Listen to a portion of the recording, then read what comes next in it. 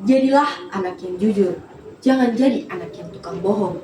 Nanti akan mendapatkan akibatnya. Jujur itu indah, berbohong itu dosa. Assalamualaikum warahmatullahi wabarakatuh. Shalom, Om Swastiastu, Namo Buddhaya, dan salam kebajikan. Salam literasi. Halo sahabat literasi, kata pepatah, tak kenal maka tak sayang. Maka perkenalkan, nama saya Muhammad Rifki Taib, siswa kelas 8 MTS Nurul Yakin, Kota Gorontalo. Di kesempatan yang berbahagia ini, saya akan meresensikan buku yang berjudul Asmara Lokal, Cinta Tak Pernah Salah, karya Kurnia Effendi dan kawan-kawan. Diterbitkan oleh CV Elva Media Tama pada tahun 2023. Jumlah halaman 348. Kenapa saya memilih buku ini? Karena buku ini memiliki banyak cerpen yang menarik dan bagus. Saya memilih salah satu cerpen yang ada di dalam buku ini yang berjudul Dusta Berujung Duka, karya Karning Gilu. Cerpen ini menceritakan seorang anak yang bernama Rian yang tinggal di panti asuhan. Rian ini ternyata diam-diam suka sama kakak kelasnya yang bernama Widya. Widya dikenal tegas dan jutek kepada adik kelasnya. Tetapi Rian tidak menyerah.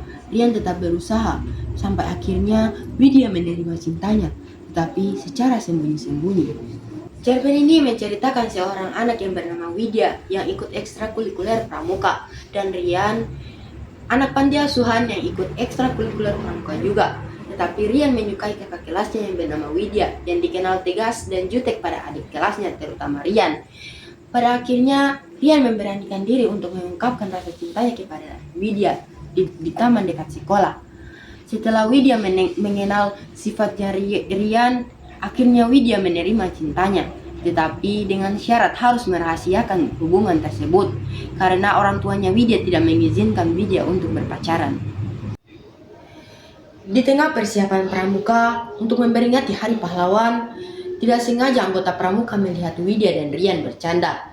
Mereka dan pembina terheran karena Widya dikenal jutek dan tegas kepada adik kelasnya, terutama Rian.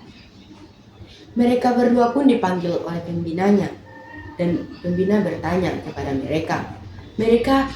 Mereka kompak menyangkal, tetapi bukti surat cinta Rian kepada Widya menjadi saksi bisu yang tidak bisa disangkal. Saat mau berangkat ke makam, Widya datang untuk ikut juga, tetapi pembinanya tidak mengizinkan Widya untuk ikut. Tetapi Widya tetap memaksa dia mau ikut, karena dia sudah bertanya kepada ayahnya. Dan pembinanya pun menelpon ayahnya yang berada di rumah sakit, menjaga ibunya yang mau melahirkan. Widya diizinkan untuk ikut ke makam, tetapi dengan catatan setelah ziarah dia harus pergi ke rumah sakit untuk menemui ibunya. Pembinanya pun menyuruh salah satu guru yang ada di sekolah untuk pergi ke rumah sakit melihat ibunya Widya.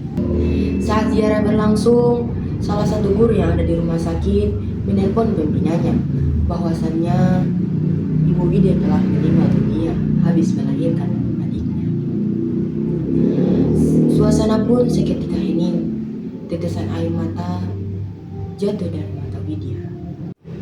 Cerpen ini menyangkut kejujuran, kasih sayang keluarga, persahabatan, dan tanggung jawab. Alur cerita ini disusun dengan rapi dengan bahasa yang bagus. Tokoh utama Widya mengalami perubahan karakter. Widya menyesali bahwa kebohongan itu tidak baik. Rian digambarkan pribadi yang baik, sabar, penyayang, dan selalu memberikan dukungan kepada Widya. Amanat, kebohongan sekali apapun akan mendapatkan akibat yang sangat besar. Jadilah anak yang jujur, jangan jadi anak yang suka berbohong. Cerpen ini mempunyai kelebihan, yaitu bahasanya yang sederhana sehingga mudah dipahami oleh pembaca.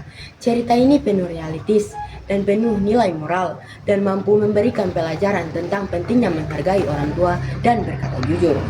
Beberapa bagian terasa cukup sedih dan alur cerita sedikit lambat karena banyak dialog, sehingga pembaca mungkin terasa kurang menarik. Meski demikian, pesan moral yang disampaikan sangat kuat. Cerpen ini memiliki cerita yang menarik dan penuh makna. Saya diajarkan pentingnya bersikap jujur kepada orang tua, teman, dan masyarakat. Cerpen ini layak dibaca karena selain menghibur juga memberikan pelajaran hidup.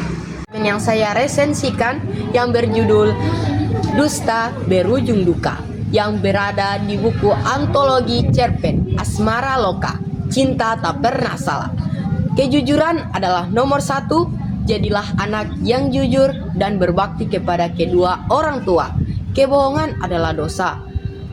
Kejujuran adalah pahala. Saya Muhammad Rifki Taib, saya pamit. Sekian dari saya. Wassalamualaikum warahmatullahi wabarakatuh. Salam literasi.